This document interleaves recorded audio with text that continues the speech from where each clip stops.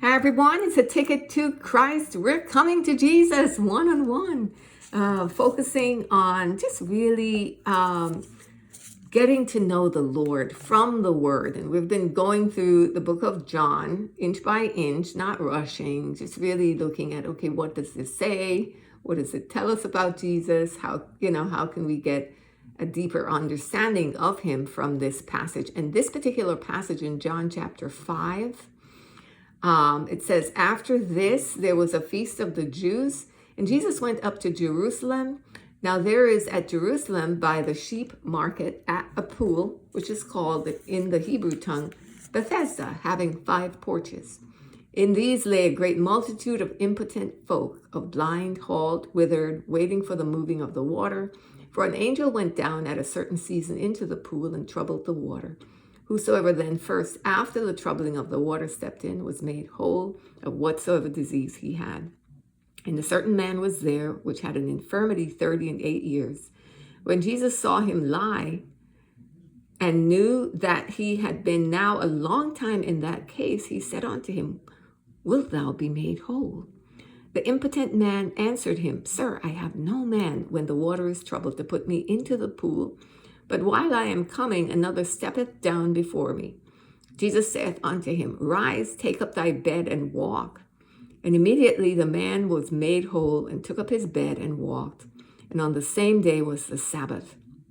The Jews therefore said unto him that was cured, It is the Sabbath day. It is not lawful for thee to carry thy bed.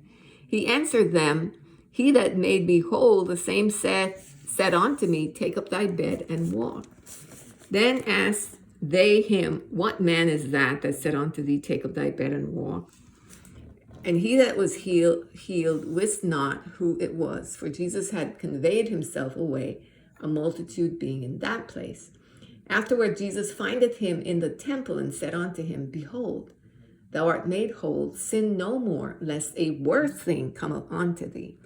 The man departed and told the Jews that it was Jesus which had made him whole.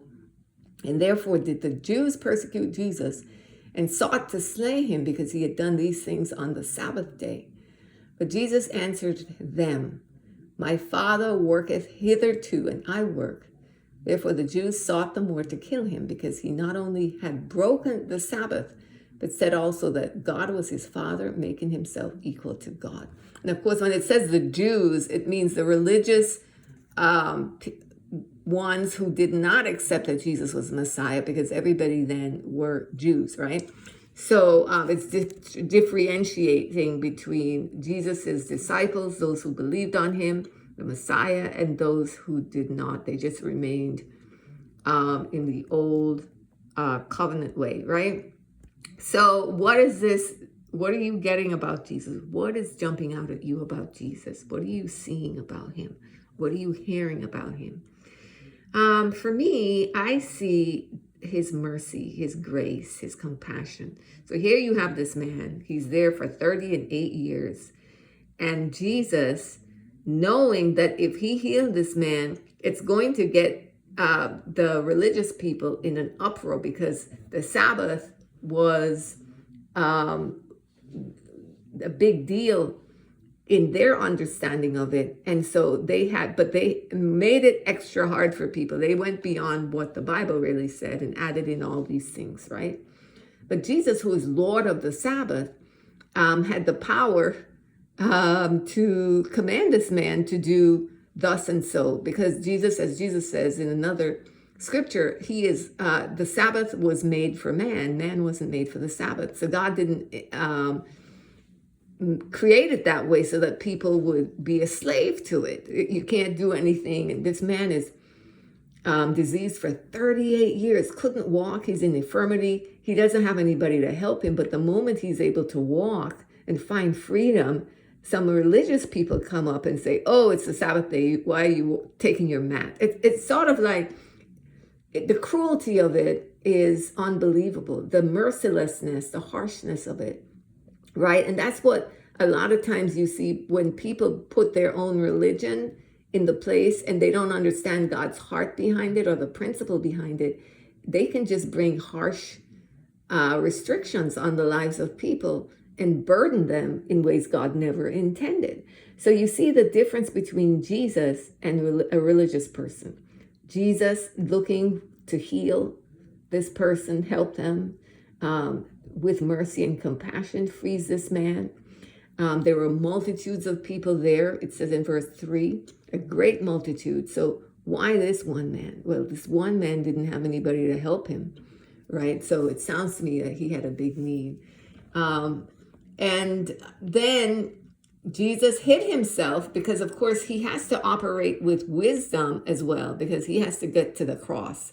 And if he's healing everybody, he will never get to that cross, because these people would, they would make him king. They would forcibly make him king. So he had to heal people with wisdom and kind of slip out. So he left that place. That's what my interpretation is anyway. But then he went and found the man, because it wasn't just about healing. It was about the man being transformed. And I find it very odd that this man didn't say, Lord, worship Jesus, or turn his life to Jesus and say, try to find out anything about Jesus and salvation. He just left and went to the religious people. And as a result of that, Jesus got further persecuted, right? And people wanted to now kill him because he made himself equal to God. I see that Jesus does not water down anything. He doesn't compromise 1 inch on the word, on God, on God's heart. He is focused purely on doing the will of the Father. He's focused purely on, pleasing God. He's not afraid of them. There is no fear. He's not living a fear-filled life, fear of man. He's not afraid to be ostracized by them at all, right? He's not even afraid of their threatening or trying to kill him at all. He's giving full testimony. My Father worketh hitherto, and I work. So Jesus isn't living in accordance to their terms. He's living in accordance to the terms of the Father. So that's what I get from it. Hopefully you're getting your own insights too. Just remember, ask yourself as you're reading, what is it that this is showing me about Jesus, right? And what is it I'm hearing? What is it I'm seeing? And that's going to give you, in your spirit, kind of like what is it that God has for you to understand about him? So I just see strong convictions here about righteousness, strong convictions here about doing right by people, no matter what, and not focusing on what other people have set up or what they have said. It's really about what God had said, right? And what God says. That is it from me, beloved. We'll pick it up again tomorrow. Have a great day.